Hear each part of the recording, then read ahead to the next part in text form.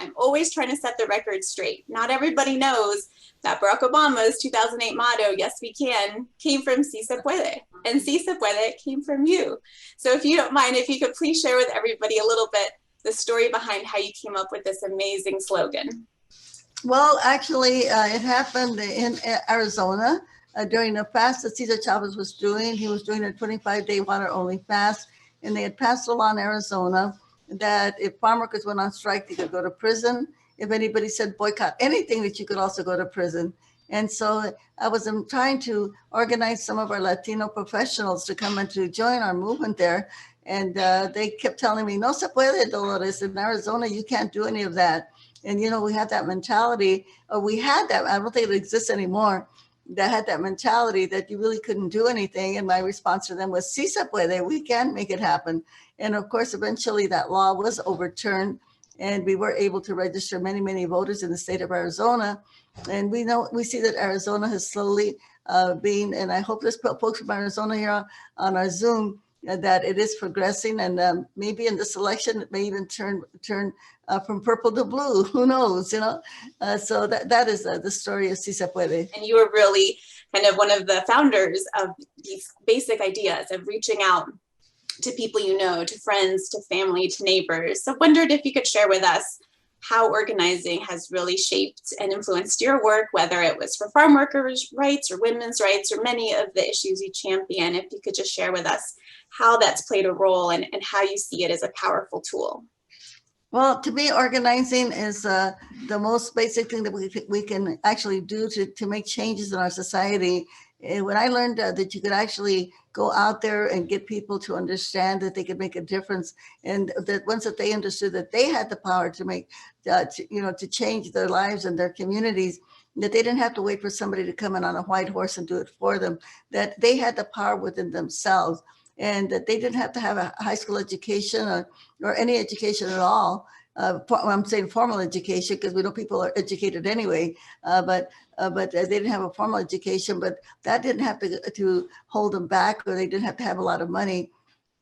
That we could really harness people power, harness everybody's energy, bring everybody together. And as long as we work together and took direct action, and when I say direct action, I mean nonviolent action, like demanding things as a group of the politicians, registering people to vote, getting people out to vote, getting progressive candidates elected. That is the way that we could make major changes.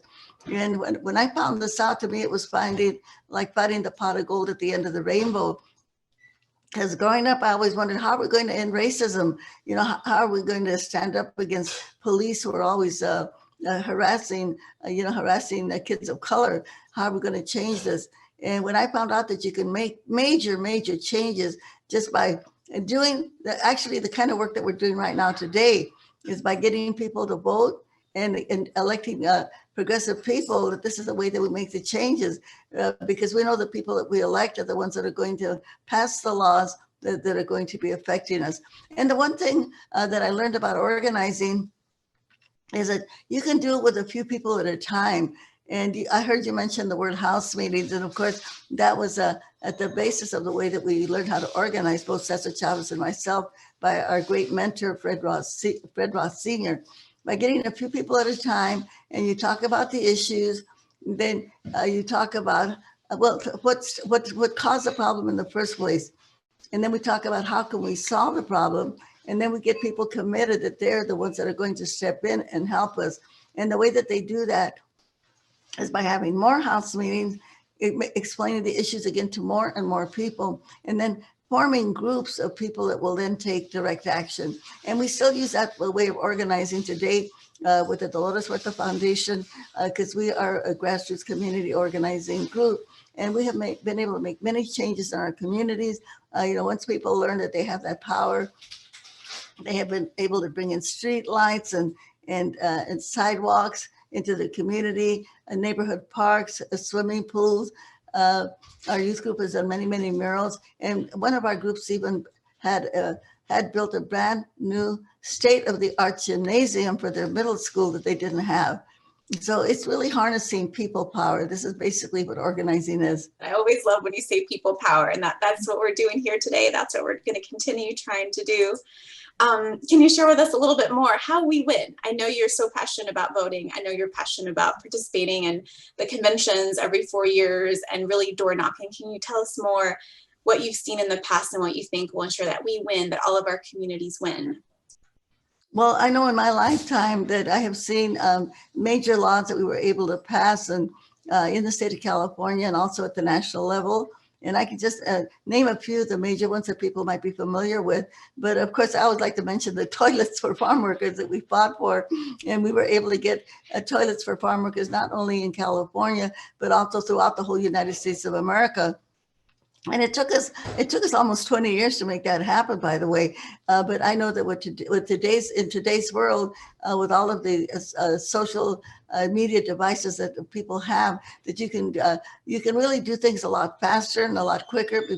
People can get information, they can share it, and people can mobilize very, very quickly. So that's, I think, one of the advantages that all the young folk have today, that it's the whole idea of organizing. And I think organizing through the internet is still kind of new.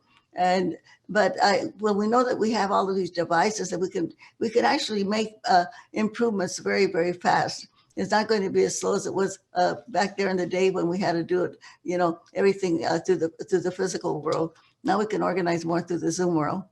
And one of the big laws that we passed, of course, was the amnesty bill in 1986. And I'm sure that we have people here on the Zoom whose families got their legal status when we passed that bill in 1986. And Ronald Reagan was the president at that time, and a lot of people give Reagan the credit for passing that bill.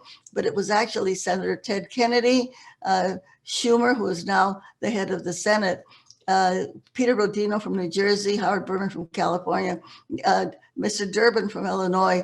These were the people that really worked very, very hard to pass that bill, and under which we got millions of people got their legal status under that immigration bill of 1986. And so it was the Democrats actually that passed the bill. We just have to remind people of that. So we know that we have things that we have to fight for, like healthcare for everyone, education for everyone. These are the things that we want to achieve.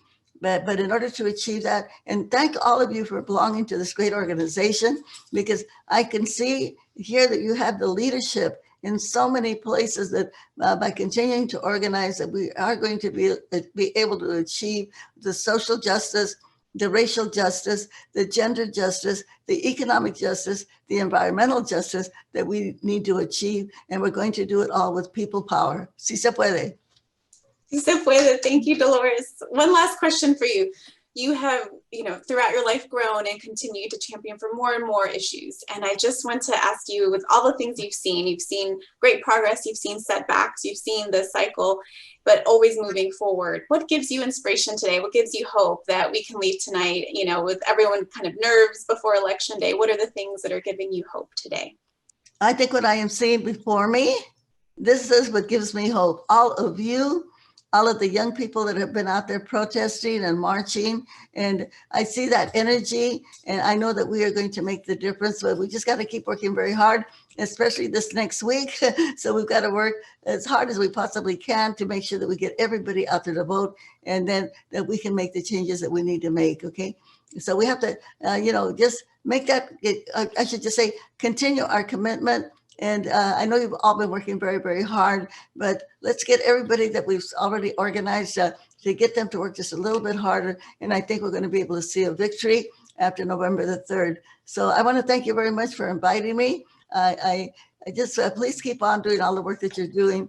And hopefully after this pandemic, we can all get together in person. We have to say to people, voting is the most important day of your life. And so we're going to work very hard between now and November the 3rd to make sure that we have a victory and that we can elect a president that is really going to help us and not somebody that's going to be attacking us and working against us. Thank you. Thank you so much. Thank you so much, Dolores Huerta. Thank you for your grace, your beauty, your strength. Thank you so much.